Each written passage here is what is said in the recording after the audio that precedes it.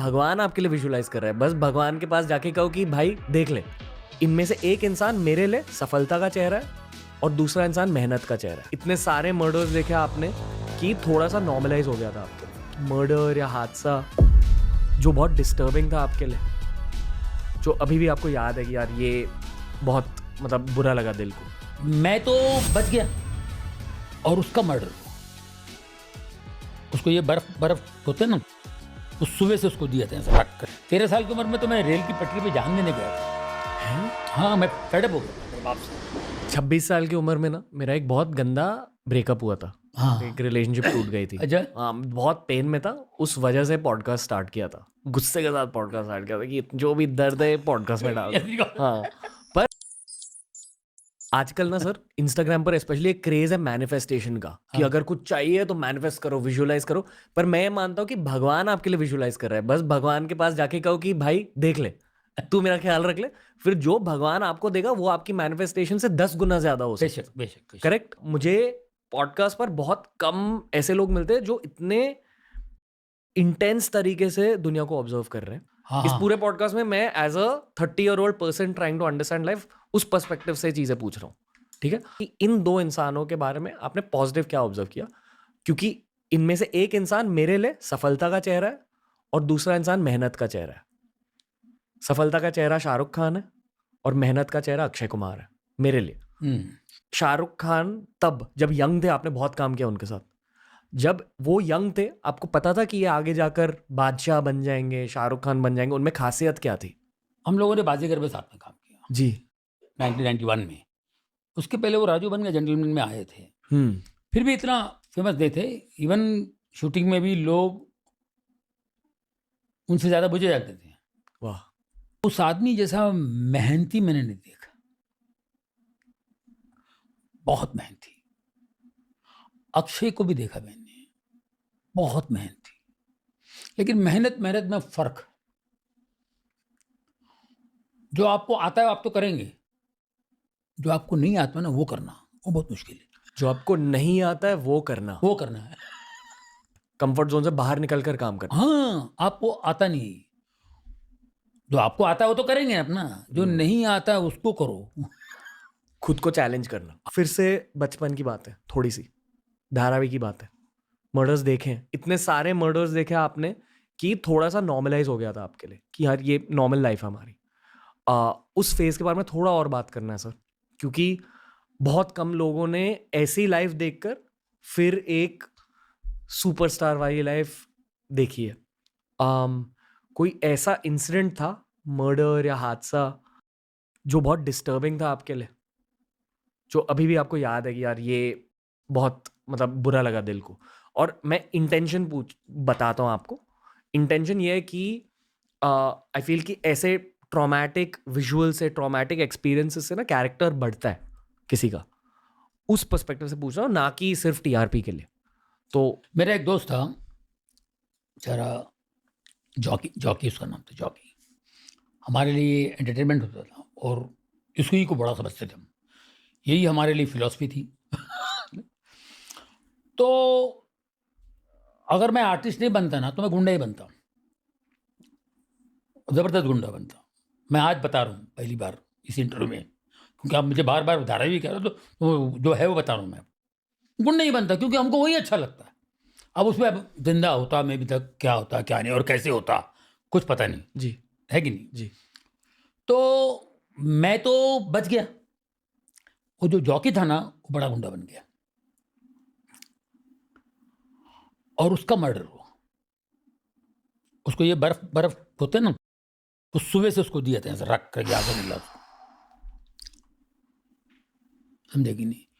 तो ये वो कभी कभी मुझे, ये थे मेरे साथ का दोस्त है, जो हम लोग साथ के लोग हैं,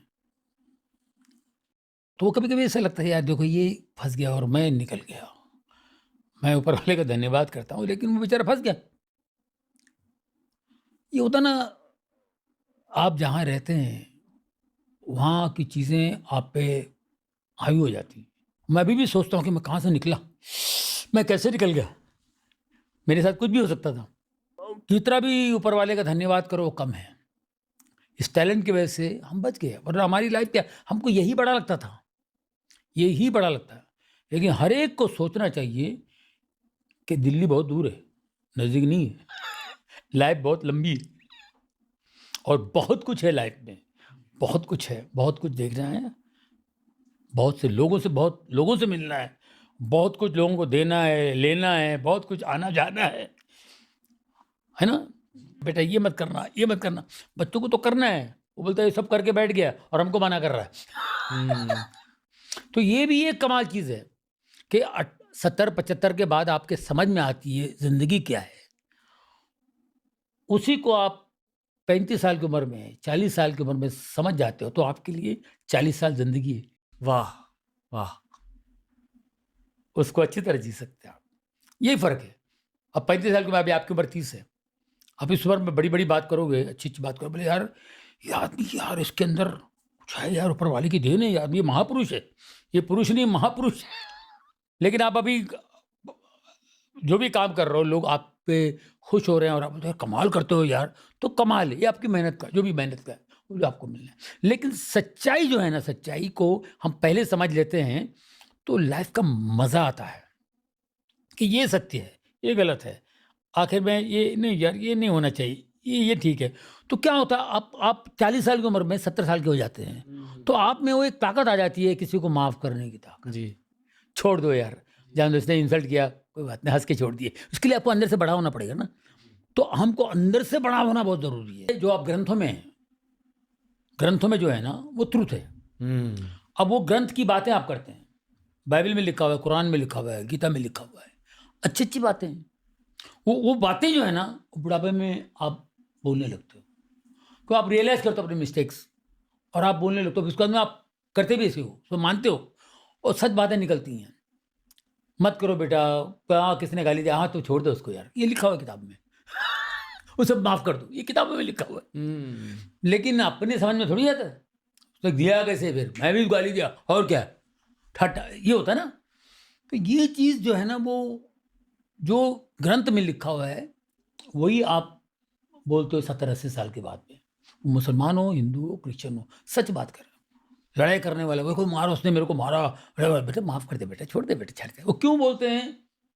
ताकि ये अगर ये ऐसा नहीं करेंगे, ऐसा माफ़ नहीं करेगा, छोड़ देगा नहीं, तो इसको फिर कोई 4 आदमी पकड़ के मारेंगे, कहीं ना कहीं उसको कुछ हो जाएगा, मेरे बच्चे का नुकसान होगा, तो छोड़ दो बेटा। अरे तुमने छोड़ा क्या जवानी में?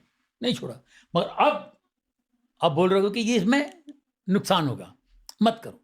तो ये सब चीज़ें जो है ना, एक बुढ़ापे में आदमी बोलता है, वो सब ग्रंथों में जो लिखा है वो बातें बोलता है। तो इसका मतलब ये है, हमारे अंदर, सबके अंदर सत्य छुपा हुआ है और सत्य ही परमेश्वर है। हिंदू धर्म कहता है सत्य ही परमेश्वर है, इस्लाम कहता है हक ही खुदा है, हक कहने सत्य। क्रिश्चियनिटी कहते हैं ट्रूथ इज गॉड, सत्य श्री अकाल, सत्य। वाह। सो सत्य हम में है, क्योंकि उसने हमें बनाया है, तो हम में सत्य है। वो आज तो कल बोलना है, वो सत्य जरा पहले आ जाए ना, तो लाइफ में मजा आ जाए। हाँ, लाइफ आसान हो जाती है, आसान हो जाती है life। आसान। 13 साल की उम्र में तो मैं रेल की पटरी पे जान देने गया था।